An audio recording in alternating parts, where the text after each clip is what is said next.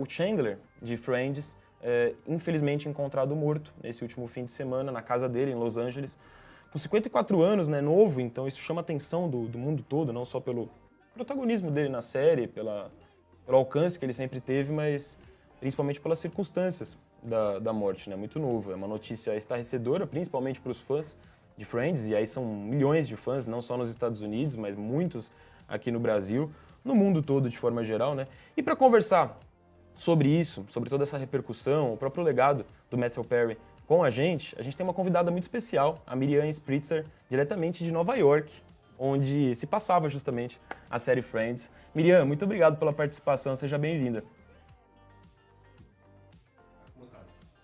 Você tá mutada, Miriam. Acabo de receber a informação aqui dos bastidores. Oi. Achei que eu que não tava te ouvindo. Agora tá tudo certo, Oi, tô te tudo bem? ouvindo. Tudo bem. Ó, só para corrigir, é Miriam.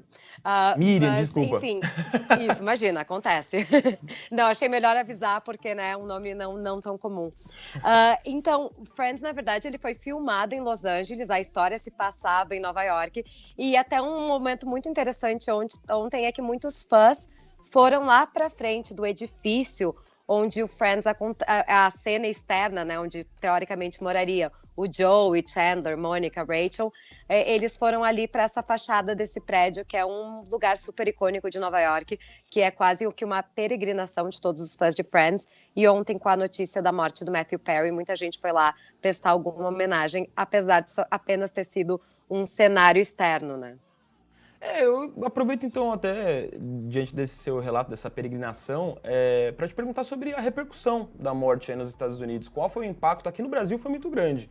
A gente sabe que a comunidade de fãs de Friends aqui é muito grande. Imagino que nos Estados Unidos ainda maior. É algo que ainda está impactando o noticiário aí, passadas mais de 24 horas, até em relação à causa da morte, né, que ainda não foi muito bem explicado, muito bem entendido pelas investigações.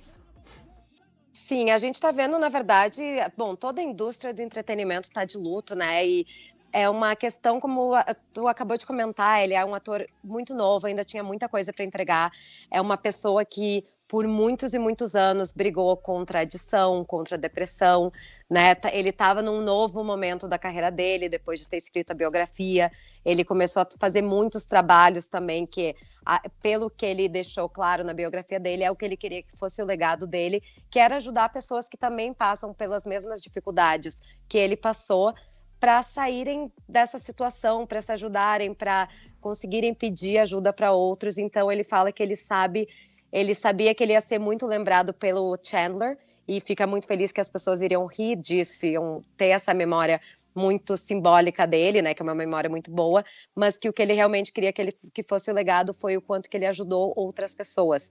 E aqui a gente vê muito essa frase sendo republicada em diferentes lugares. A gente também está vendo os colegas prestando várias homenagens, os mais próximos ainda em homenagens bastante tímidos, e a gente acredita que muito tem a ver com a surpresa, né? Nós estamos falando aí de um ator de 54 anos, que a causa de morte ainda não foi, de fato, comprovada, publicada, né? Dizem que aí é um suposto afogamento e já sabe, vão ter que fazer agora um teste toxicológico. E, enfim, então é uma situação aí que deixou muita gente muito triste, os fãs principalmente, né? Estão repostando as melhores cenas, diversas obras de arte em homenagem a ele. E deixa aí, né, o Chandler Bing, que era um personagem muito amado, o Matthew Perry, um ator muito amado por seus colegas e pelos fãs, e tá deixando aí um vazio gigantesco. Ele era notabilizado principalmente pelo Chandler, mas tinha diversos outros trabalhos, né, em filmes, em séries. Especificamente pelo Chandler, eu, por exemplo, não sou um grande fã de Friends, eu assisti episódios pontuais, assim. O que você pode passar pra galera sobre o legado que o Chandler deixa para essa comunidade de milhões de fãs? Olha, é difícil. Pra mim, o Chandler era o melhor personagem. Ele era aquele personagem que linkava o senso de humor em tudo.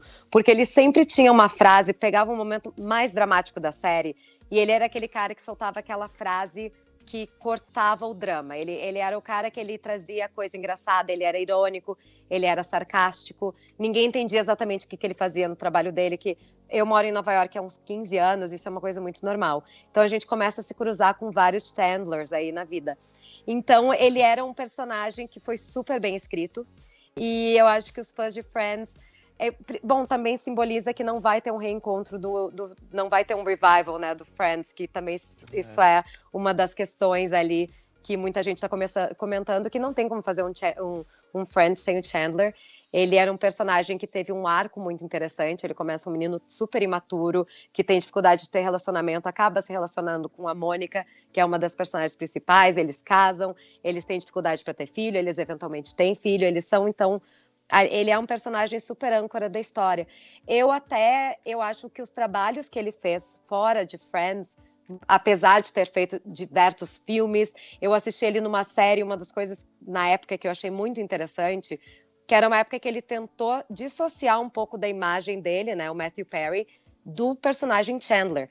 E na biografia da peça, né, que a gente recebe um playbill, que é um programa da peça, não tinha, ali tinha vários outros trabalhos e não estava comentado que ele fazia Friends. O que eu achei muito engraçado, porque a coisa mais famosa da carreira dele, foi o que deu a carreira dele, e ele por muitos anos tentou se dissociar dessa imagem de Chandler, e hoje, né, o que a gente mais está vendo é repercutir exatamente os seus melhores momentos como Chandler, e eu acho que nesse final de vida aí dele, ele começou a aceitar isso, no reencontro do Friends, inclusive foi... que teve, né, na HBO em 2020, eu acho, 2020 ou 2021, eles fizeram esse reencontro e foi um momento que ele assumiu várias das suas broncas ali, admitiu para o público as suas dificuldades durante as gravações, o quanto ele tinha medo do público não rir dele, o quanto que ele tinha medo da responsabilidade que ele tinha ali como um ator de comédia, e comparado com os outros atores que estavam curtindo como o melhor momento das suas carreiras. E ele inclusive comenta que ele consegue se dar conta que aquele foi um momento crucial, mas ele não conseguiu aproveitar aquele momento como ele gostaria de ter aproveitado. Pô, perfeito, Miriam. É um legado muito completo, né? Tanto como artista ali, no personagem principal dele, nas outras obras, mas até na história de vida dele, né? Nessa questão da conscientização aí sobre dependência química, álcool, drogas, medicamento, enfim. Muito obrigado pela participação, viu, Miriam? Foi muito legal aqui. Um Eu prazer. não teria 10% da capacidade de falar sobre ele como você. Te agradeço demais. Um prazer. Quando precisar, estamos aí. Tá certo, então. Beijão. Beijão.